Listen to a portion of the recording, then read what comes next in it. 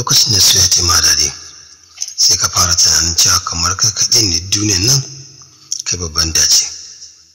A lokacin za ka fara fariya tare da bugun kirji tare da ganin ko tunanin cewa waɗanda ba su dace ba laifinsu ne.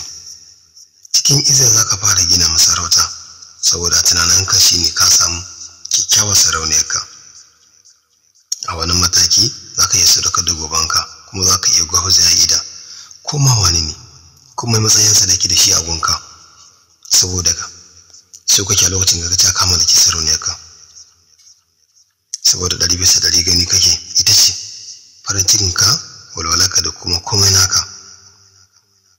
A inda wannan lokacin da za baka zabi cewa ka mutu ta rayu ko ka rayu ta mutu, cikin sauri za ka ce ta rayu, ni na amince na mutu.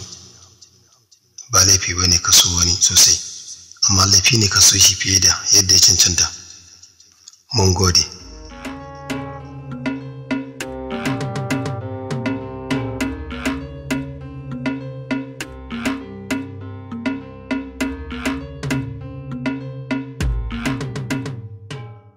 Tashar Kaftan TV ta kuce.